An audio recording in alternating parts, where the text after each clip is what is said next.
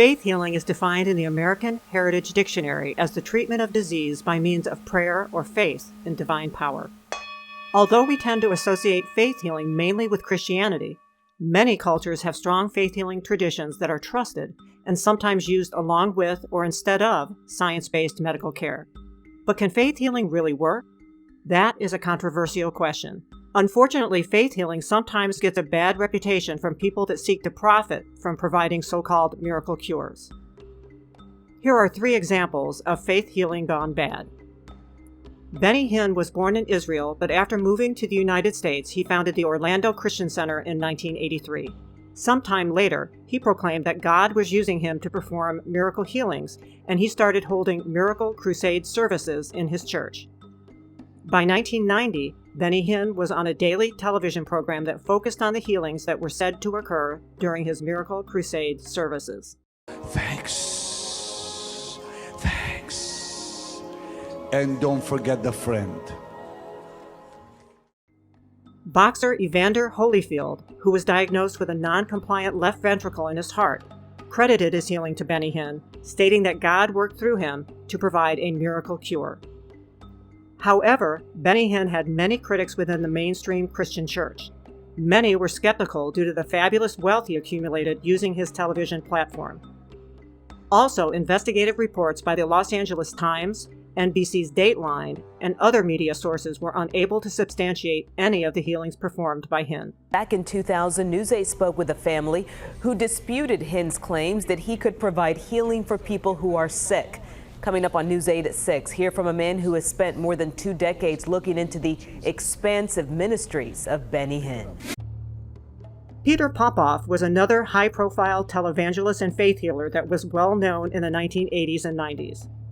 Popoff claimed to heal people that attended his services with information that God revealed only to him. He amazed his audience by providing detailed information about people attending his services, such as the nature of the illness affecting each person asking to be healed. In 1986, Popoff was found using a hidden earpiece to receive information from his wife that provided the so-called miraculous information from God. That was the end of his faith healing services, and he declared bankruptcy soon afterwards. Proving that you can't keep a bad man down, in the mid-2000s, Popoff came back with late-night infomercials selling miracle spring water and referring to himself as a prophet. Has always been to be in health and to prosper, and he's using the miracle spring water to do just that. I did use the miracle spring water, and a few days later, hallelujah, I received a check from my employer for over $4,000. Moving across the pond to England, shaman Juliet D'Souza told her clients that the money they gave her would be used as a spiritual offering at a sacred tree in the Amazon rainforest. Once there, the money would be part of an elaborate ritual in which it received special powers to heal. Later in court, it was revealed that D'Souza told people that something catastrophic would happen to them unless they provided her money to provide healing. One time, a woman paid D'Souza a large sum of money and then had an abortion after D'Souza told her that her baby would be born seriously deformed. Eventually, the law caught up to Juliet D'Souza, and she was convicted of 23 counts of fraud. In an interesting side note, D'Souza reportedly provided services to both Simon Cowell and Princess Diana. I think this is a great example of the fact that anyone can be led to believe that faith healing is real. The examples we just reviewed certainly don't provide evidence that faith healing is real. They do show how unscrupulous people can take advantage of those in desperate need. So next, let's look at a few examples of people that just might possess the true spirit of faith healing. When Dr. Bruce Feldstein enters a patient room, he checks their medical chart and current physical status just as any other doctor would do. But then it becomes something very different. While washing his hands prior to examination, he quietly recites a Hebrew prayer. That's because Bruce Feldstein is not just a medical doctor, he's a chaplain. Dr. Feldstein was an emergency room doctor at Stanford Hospital for over 19 years before an injury led him to reevaluate his role in treating patients. He realized that the spiritual needs of his patients were often not met and were also critical to the process of healing. Dr. Feldstein decided to take a new path and returned to Stanford as a chaplain after completing Stanford's clinical pastoral education program. He was convinced that patients have better outcomes when spiritual practices are combined with medical treatment. And then there is Alan Ames. Ames was born in London and led a life of violence and anger in his youth. After his marriage, he moved to Australia with his family. Everything changed in 1993 when he says that he saw his past clearly and realized how much he had offended God. Ames eventually came back to the Catholic Church, and he says that God called him to be one of his witnesses to carry God's love throughout the world. He began to travel and give his testimony at Catholic events throughout the world. It was at that time that Ames found that when he prayed with people with physical ailments, they would often be healed. And people listen. He prays with a cross and some fall back. But Ames says he's not a healer. It's Jesus that heals. Ames says he's been to 6 continents, 50 countries.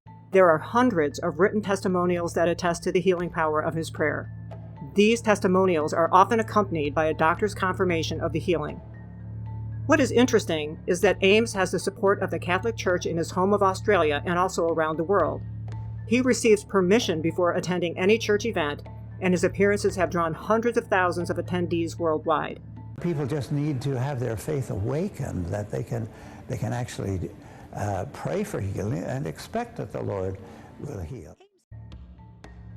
But with all of his healing success, Ames remains adamant that God, not him, is responsible for the miraculous healings.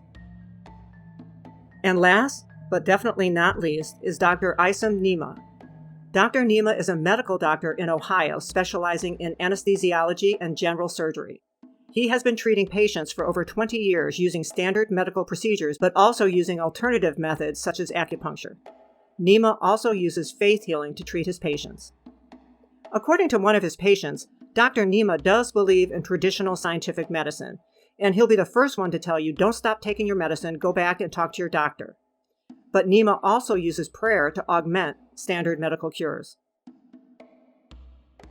Although Dr. Nima doesn't seek publicity, news of his miraculous faith healing spread and caught the attention of national media. Nima and several of his patients even appeared on the popular Dr. Oz television show to talk about faith healing. Most patients will die within 5 years of getting this diagnosis. And yet after you're diagnosed, you decide to see Dr. Nami. I think faith was a very important component of my healing, yes. Western medicine did all they could, but they can't reverse scar tissue. And my scar tissue was reversed. Another patient and her doctor appeared on a local ABC News channel to talk about how Dr. Nima cured her optical neuritis. He put his fingers into my eyes, and that's where I call them black veils. I had black veils over my eyes, and those went away within seconds. She went through all of the treatments and there was no satisfactory response to those medications. Definitely, she has made remarkable recoveries that makes me very pleased about it. On another television interview, Dr. Nima talks about the source of his healing power. When you tell me that you have been praying and God did not respond, it tells me that definitely you doubted that God is going to deliver. And I think that's where the difference. For me, I go to God, I know He is going to deliver. So what is the truth about faith healing? Is it real or just a scam like skeptics believe? Or, as some psychologists think, is faith healing just a demonstration of the placebo effect? The placebo effect is when people are unknowingly given a useless medicine, such as a sugar pill, and they are cured simply by the force of their own mind. This has been proven to occur by countless scientific experiments that highlight the power of human belief. Or, as believers say, can some people truly tap into the spiritual realm to cure physical disease? It may be possible. So who can really say for sure whether faith healing is a miracle or a myth?